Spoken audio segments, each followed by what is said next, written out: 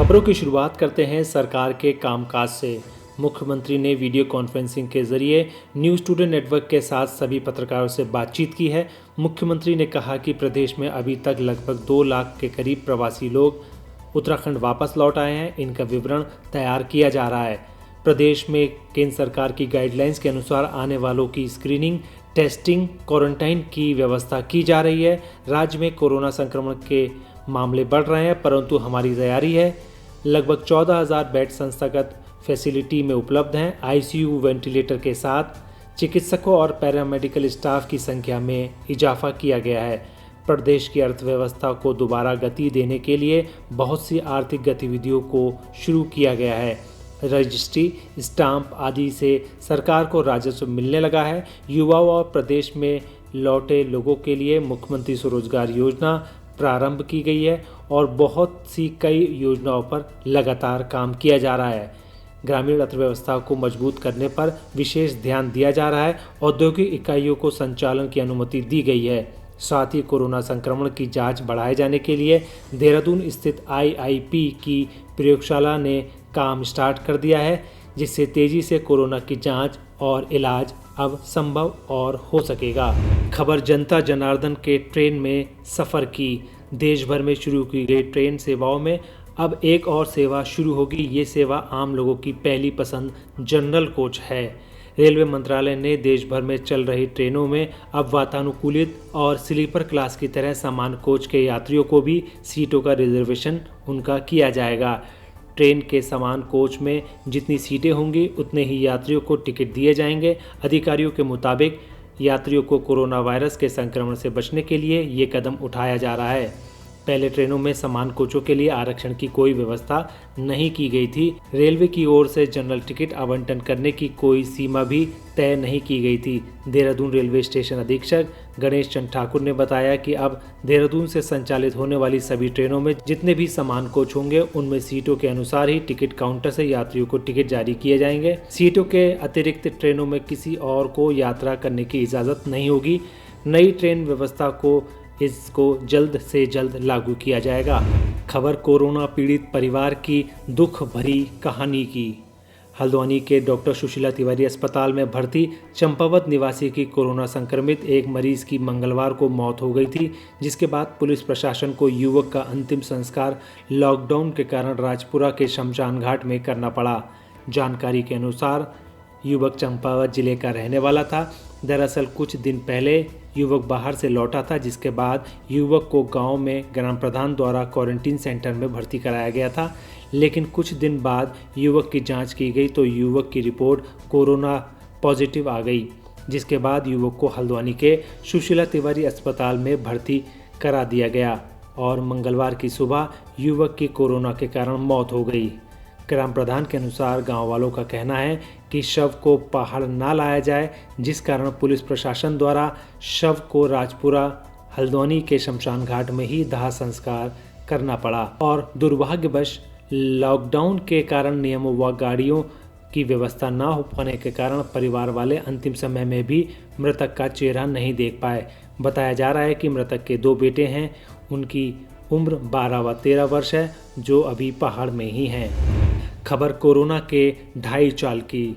उत्तराखंड में तेजी से फैल रहे कोरोना वायरस ने सरकार को भी अपनी चपेट में ले लिया है।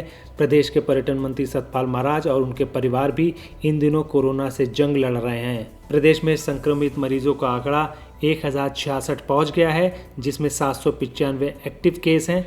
बुधवार 2 बजे स्वास्थ्य विभाग द्वारा जारी बुलेटिन में 23 नए संक्रमित मरीज सामने आए हैं।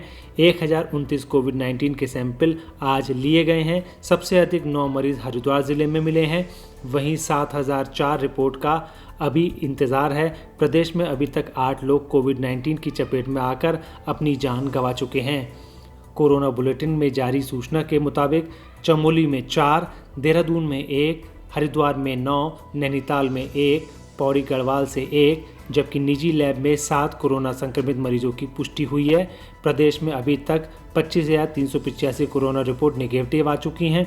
वहीं 33,789 लोग अभी क्वारंटाइन हैं। खबर क्वारंटाइन सेंटर में एक और मौत की।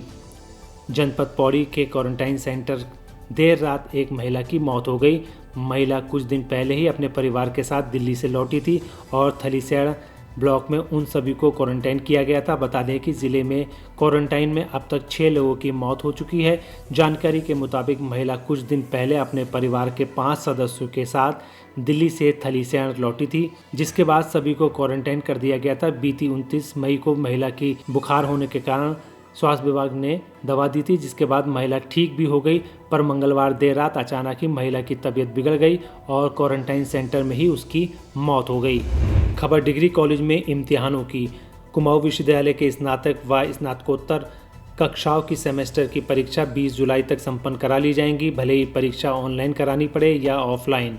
कुमाऊं विश्वविद्यालय के परीक्षा नियंत्रक के इस आशय का पत्र विश्वविद्यालय से संबद्ध परिसरों व महाविद्यालयों को भेजा गया है। मानव संसाधन विकास मंत्रालय, भारत सरकार, विश्वविद्यालय अनुदान आयोग एवं उत्तराखंड शासन के दिशा निर्देशों के अनुपालन में गत 20 मई 2020 को विश्वविद्यालय की परीक्षा समिति की बैठक हुई थी। इसी बैठक में विश्वविद्यालय की स्नातक और स्नातकोत्तर परीक्षाओं के सेमेस्टर पाठ्यक्रमों की परीक्षाएं जुलाई में कराए जाने का निर्णय लिया गया था। इसी क्रम में कुलपति के निर्देशों के अनुपालन में परीक्षा नियंत्रक द्वारा भेजे गए पत्र में विश्वविद्यालय के परिसरों व महाविद्यालयों को स्पष्ट रूप से कह दिया गया था कि विश्वविद्यालय की परीक्षा 2020 की स्नातक, स्नातकोत्तर व व्यावसायिक पाठ्यक्रम कक्षाओं की सेमेस्टर की आंतरिक व प्रयोगात्मक परीक्षाएं संपन्न कराने की अंतिम तिथि 20 जुलाई निर्धारित की गई है। खबर धर्म, संस्कृति और पर्यटन की। उत्तराखंड में बद्रीनाथ धाम और केदारनाथ धाम के कपाट खुलने के बाद अब 4 धाम यात्रा शुरू करने की चर्चाएं जोरों पर हैं। सीएम त्रिवेंद्र सिंह की माने तो जल्द ही 4 धाम यात्रा पर फैसला लिया जाएगा। हालांकि अभी यात्रा शुरू करने की तारीख पर कोई फैसला नहीं लिया गया है। खबर है कि 8 जून के बाद कपाट खोले जा सकते हैं आम श्रद्धालुओं के लिए, क्योंकि भारत सरकार ने इस तरीके के धार्मिक संस्थाओं को खोलने का नियम बनाया है। बता दें कि उत्तराखंड समेत पूरे देश में कोरोना वायरस के संक्रमण की वजह से विश्व प्रसिद्ध 4 धाम यात्रा इस वर्ष शुरू होने को लेकर पहले से ही संदेह बताया जा रहा था। गंगोत्री, यमुनोत्री, केदारनाथ और बद्रीनाथ धाम मंदिरों के कपाट भी इसी महामारी की वजह से देर से खोले गए। हालांकि इस बीच प्रदेश सरकार ने कई बार अपनी ओर से ये स्पष्ट किया था कि वह 4 धाम यात्रा को शुरू करने के प्रति गंभीर हैं। इससे पूर्व कैबिनेट बैठक में सीएम त्रिवेंद्र सिंह ने श्रद्धालुओं को 4 धाम के ऑनलाइन दर्शन की अनुमति दी थी, जिसके बाद अब सीएम ने 4 धाम यात्रा शुरू करने के संकेत दिए हैं। माना जा रहा है कि 8 जून के बाद यात्रा शुरू की जा सकती है। दोस्तों, हमारा यह वीडियो आपको कैसा लगा आप हमें कमेंट बॉक्स में ज़रूर बताइएगा। अगर आप इसको YouTube पर देख रहे हैं तो हमारे चैनल को सब्सक्राइब करिए। अगर आप Facebook पर देख रहे हैं तो हमारे चैनल को लाइक करिए और हमारे पेज को फॉलो करें। नमस्कार।